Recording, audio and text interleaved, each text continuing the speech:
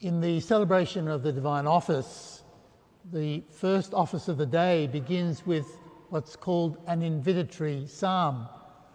And among the various options that are available is one Psalm 99, which begins with these words: "Cry out with joy to the Lord, all the earth. Serve the Lord with gladness. Come before him singing for joy." Really, it's a very beautiful way to open up in prayer each day. It is an invitation to focus solely on the wonder and greatness of God. It is a prayer which begins in a spirit of gratitude and thanksgiving. The psalm reminds us that our focus should firstly be directed towards God.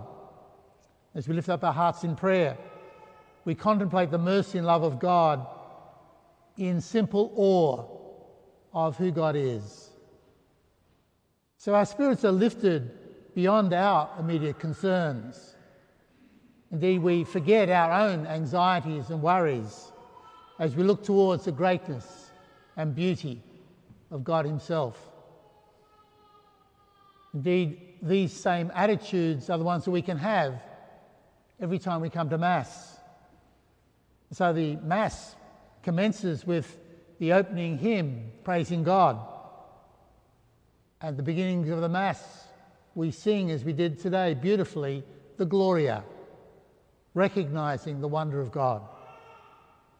So it is with joy that we come before the Lord every time we celebrate Mass. We come before the Lord singing for joy.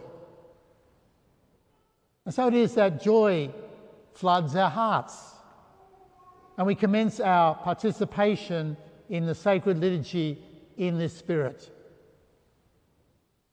It's that same spirit, really, that is captured in the words of the prophet Isaiah in the first reading today.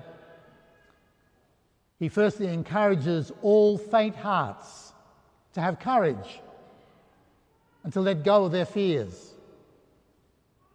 And the reason to do this is very simple. For he says, your God is coming. At every Mass, this is what happens. God comes. God comes amongst us. And so God reaches out to us from heaven to engage himself with us. And then the prophet's words, which we heard this morning, mirror the miracle that was recounted in the Gospel today. In fact, his words reflect all the miracles which were such a striking feature of the public ministry of Jesus. So he says, "Then the eyes of the blind shall be opened, the ears of the deaf unsealed. Then the lame shall leap like a deer, and the tongues of the dumb shall sing for joy." The prophet reminds us that when God comes, he comes with very particular purpose. He comes to heal and restore. The singular reason that God comes to us is to save us. My brothers and sisters, this is the God that's been revealed to us through the life and mission and teaching of our Lord Jesus Christ. And the miracles that he works are clear signs that our God is a God of mercy and compassion. Our God is a God who saves. The miracles are not just signs of the power of God, as indeed they are, but more importantly, they reveal the heart of God. They reveal what St. John knew with such deep conviction, that God is love. In our present age, many, even sometimes Christians, doubt the veracity of the miracles recorded in the New Testament. They either dismiss them as expressions of naive belief, or try to offer some other rational explanation for what is described. Simply, they do not believe in miracles. Somehow offends their scientific view of reality. But the Church has always believed in miracles. As you know, a person cannot be canonised a saint without a medically proven miracle attributed to the saint in waiting. And we Catholics believe in miracles. We have to think of all those who travel to Lourdes each year in France to seek a healing from its miraculous waters. And we all know the many stories from our Catholic tradition that tell of miracles associated with the lives of saints. When people have been in need, they instinctively turn to a particular saint seeking his or her intercession.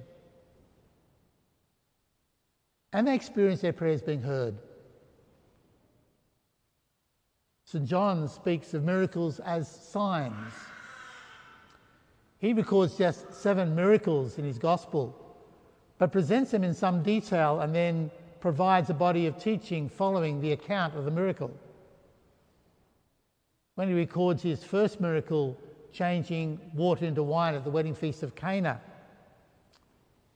he comments, "He revealed his glory, and his disciples believed in him." See, miracles lead to faith.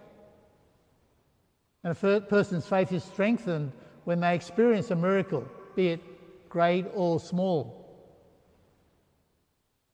I'm sure we can all note moments when something has happened to us which is inexplicable.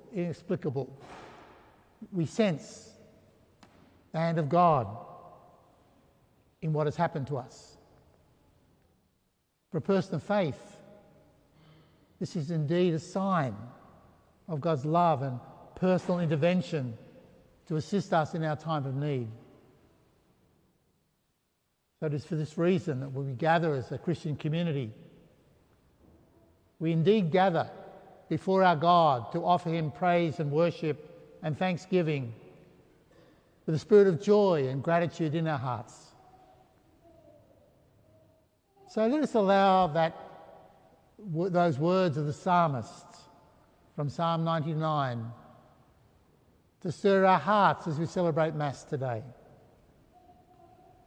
Cry out with joy to the Lord, all the earth. Serve the Lord with gladness. Come before him singing for joy. And on a personal note, yesterday, 50 years ago, I was ordained a priest in St Mary's Cathedral in Sydney. And today, 50 years ago, I celebrated my Mass of Thanksgiving in my home parish of St Kevin's in Eastwood. As I recall these occasions, I again find the words of the psalmist expressing what is in my heart. So I cry out to the Lord with joy, and I continue to desire to serve God with gladness. And every time I have the opportunity to celebrate a Mass, I come before him singing for joy.